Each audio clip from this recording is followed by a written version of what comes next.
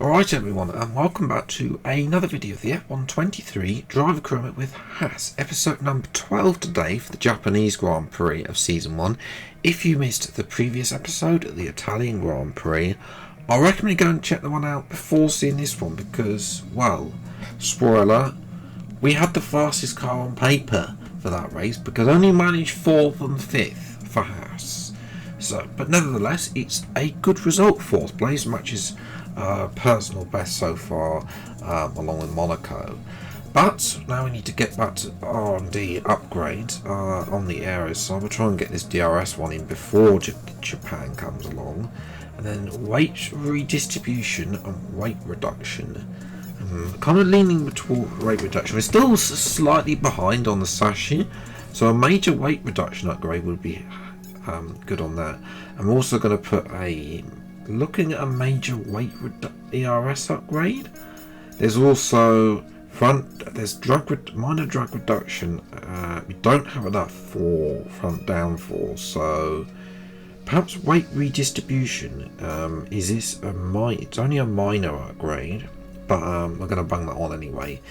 This actually is somewhere where we need to improve, but we have been overtaken though by Red Bull, and apparently they fixed the reduced R&D points flow, so this should be, from Qatar onwards, it should be a lot harder to gain R&D points. Well, we're not gaining R&D points from practice sessions anyway, we're only gaining them from departments at the moment anyway, but yeah, we'll see what we can do there. But first of all, we have to go into qualifying. Can we see what we can do against Red Bull? They are closest team to us on the grid. That is pretty much the target, even though obviously our real target is Aston Martin in the constructors, because that's pretty realistic where we are.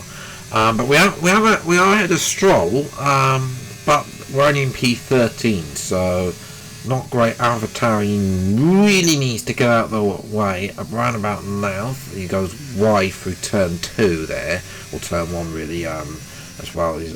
We're eventually past the AlphaTauri, who was thinking about slowing up, doing a Yuki Tsunoda yesterday, ignoring those 17 blue flags he got.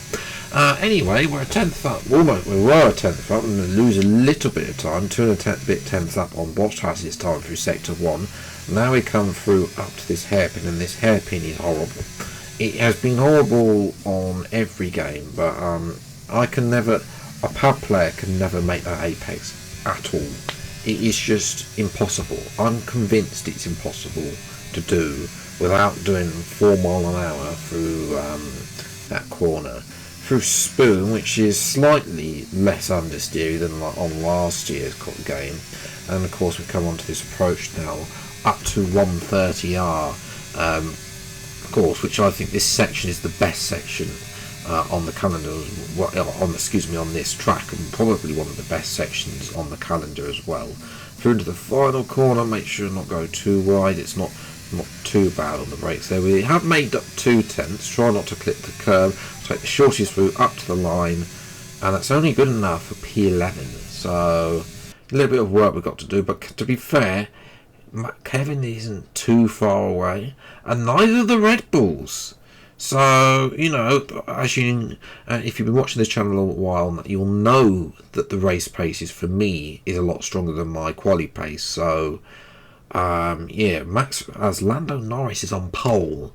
McLaren haven't had their post-season upgrade yet. Imagine what's going to happen when they do. So we'll see what we can do from 11th place on the grid, though. It's time for the race day's Japanese Grand Prix.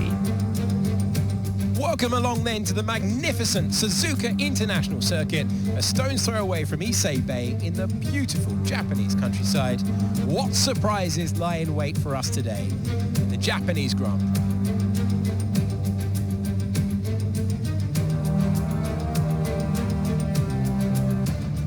The back of a fantastic qualifying session, it's time to see how our starting grid looks like for today's race. Lando Norris put in a fantastic lap yesterday, and he will start from pole position. A very happy Carlos Sainz will start second.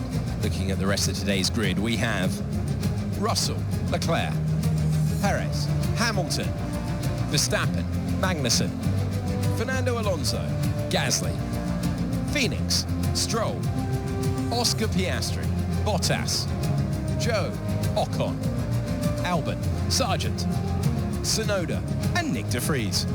It's almost time for those 5 red lights to go out then. Let's see who can prevail today. Anthony Davidson also joins me in the commentary box today. Let's talk about Phoenix. What do you make of their performance so far this season? Well, the atmosphere within that team seems very positive at the moment. Everyone seems like they're in great spirits and having a lot of fun doing what they do, and that's definitely contributed to the performances we've seen.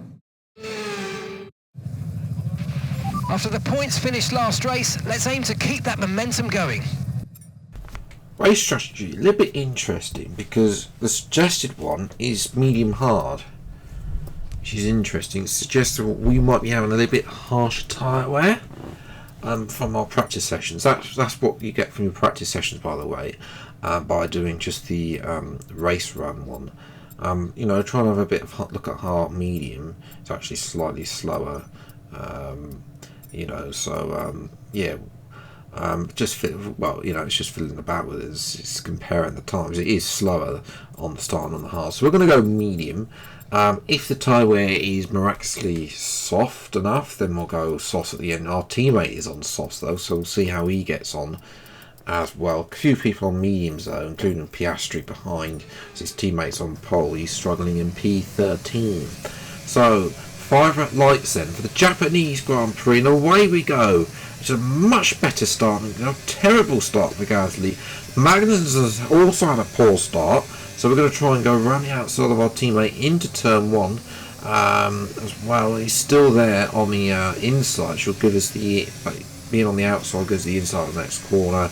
We're able to make up to P9, make that P8. We send it down the inside of Fernando Alonso and up to P8 now. And already that's going to allow Magnus look as well, but here's a replay. It's just a simple Alonso getting not really defending that as well, and he actually forced him out a little bit, so much so that Magnussen is able to go side by side, and they're still going side by side towards Spoon. This is going to help us out. Stroll's there as well through the second Spoon curve. Now they're going on the side by side towards 130R. Can Magnussen get past Fernando Alonso? No, Magnussen swoops through just before 130R and is able to retain the position. While that was going on, this overtake what did happen into 130R. Sainz on the inside, little bit of curve use into 130R. Fantastic move by the Spaniard to take the lead of the Japanese Grand Prix away from Lando Norris after that good qualifying. We're watching a front row seat between the 2 Red Bulls. Can we get involved? You know, although on paper they are our closest rivals, really. But you know, obviously that's really not the case when we've got both Ferraris and both Mercedes ahead of both of us. But Perez has been overtaken by Verstappen, and I think Perez is going a little bit slow. So we're just going to send it on him in the final corner and move up to P7. You know, this is actually a classic Suzuka overtake at this corner. Have a good run through 130R behind the car in front and send it at that corner, penultimate corner really, as well. Up the road, Hamilton is chasing after his teammate George Russell, the man who's retiring at the end of the season, but not so much though, because he's made a mistake and he's allowed his old rival Max Verstappen through. As well as Russell is now in front of Norris with DRS, so Norris has gone backwards as expected in that absolute dustbin of a McLaren car in this series. Perez though is coming back at us, so this is interesting. We do need to try and defend from Checo and hold him off really. I think we can. You know, I think we've got the straight line speed to be able to do that. Hopefully we can Magnussen can sort of come into DRS range as well. But we are close to Lewis Hamilton, who isn't so much close to Max Verstappen, so we could get a Mercedes here, which would be good for our championship. Move up to P6. I'm just going to send it down the inside like we did on Perez a few laps ago, and up to P6. That's what we like to see. Lewis, don't know what happened to him, caught napping or something, but yeah, Hamilton though is not going to give up easily. We're going to squeeze him all the way to the wall keep the outside on. We brake a little bit early, and you can see Hamilton goes far too wide, and he eventually yields the position, and we retain P6 for now. Here's a replay of this move. As I said, it's classic textbook switchback. Hamilton far too deep into that corner, took far too much curb and compromised through that corner, and he was lucky not to lose a position to Sergio Perez. As well as we are now moving to end of lap number 10 on to lap 11. Hamilton's going to come again. Perez is also going to go. We need to get DRS back from Verstappen and Alonso, Norris as well. Hamilton going to go at the inside, nothing doing there. As well as Norris has gone deep into the hairpin though. Can Norris survive? Yes, just. Lando has just about survives, which is probably good, but he's been overtaken now at that corner, and Verstappen barges his way through. Verstappen out to P4, Norris down to P5 as we all come in. I've decided to come in a little bit early because the tyre wear is just gone. The tyres are just going off. If we were to stick to our race strategy, we would lose out. Unfortunately, the communication at HAAS has not worked again. We're both come in for HAAS. Hamilton also in for hard tyres, so not a few others thinking that the hard is going to be more durable than the mediums. That is where we're going to be looking, but Verstappen, crucial for him to get that overtake on Norris, not to be held up behind the McLaren. But interestingly, somebody else who is going to get held up is George Russell, because that is Yuki Tsunoda, yet to stop on the medium compound tyres. Tsunoda is out in front of Russell, and he's really holding up Russell now. As well, backing Russell into Verstappen, as we're now all bunched up really. We're going to have a look down the inside of the hairpin of Lando Norris, and up to P8. So Norris has lost 8 positions, because De Vries doesn't count really, because he has yet to stop. Yeah, this is good progress. Now can we have a look to capitalise on both Russell and Verstappen, while they're tucked up behind De Vries, as our engine is 80% worn, and that's game over apparently. Third retirement of the season, ladies and gentlemen. Third. I mean, only Aragon, I think, as I've ever seen in that season he had with Audi, have more retirements than me, I think. I don't think I've ever seen more than 3. Let me know if you've had this many on F123 or on any of your driver career modes or my team career modes, but 3 in a season just shows how bad the Ferrari power unit is. That's great. We've got multiple seasons of this struggle as well. Yeah, very annoying as well to have that happen. Magnussen also failed to get points. He got overtaken by Piastri in the second fastest car. Verstappen got a podium. Perez got P6 in a Red Bull, sandwiching the 2 Red Bulls, 2 Mercedes in the end, as Hamilton pit later and came out behind. But that is very annoying that we didn't manage to do that. Well, I'm not sure what happened to Gasly, as he qualified P10 for Alpine. De Vries, Nick should have been disqualified because he did a no-stop. Yeah. But I mean, he's finished in P14, so that's probably a new contract for him. Yeah, don't know really what happened there, but well, in the standings, Alonso scored P7, so we've lost. We were closing into him, and now we are 21 points back from him again. So it's going to be a tall order with the remaining races of the season to go to catch up to Alonso. Really.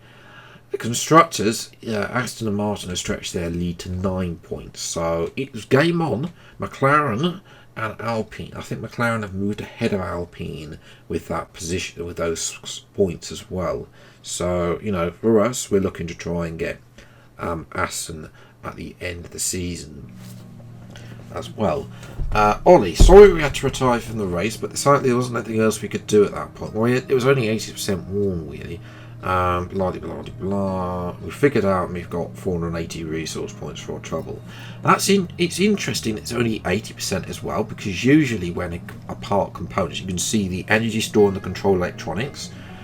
those parts are 99% worn, which is pretty much the default wear for a component that has blown up basically, and you've had to force retire. But apparently I can use this gearbox again. Whether or not you actually get me gears, because there are gears. Maybe I lost a couple. Maybe it turns out I lost a gear or something, and it just completely lost drive or something. I don't know. But yeah, Verstappen though, he's back on the podium. Hasn't won though. I mean, to be fair, he's comfortable because his rival is his own teammate still.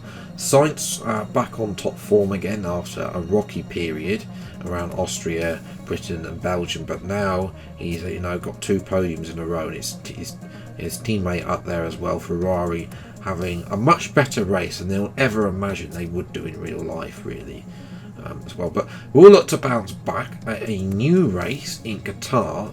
Hopefully that'll be out next week. Don't know about Brazil, because that's also a sprint race. It's going to be a tall to get them both recorded next weekend with an actual sprint race to watch as well. So it might just be one of them again. Qatar though will be out definitely next week. So until the next video then, I'll see you next time. Take care. Thank you much for watching. Enjoy your day, and goodbye.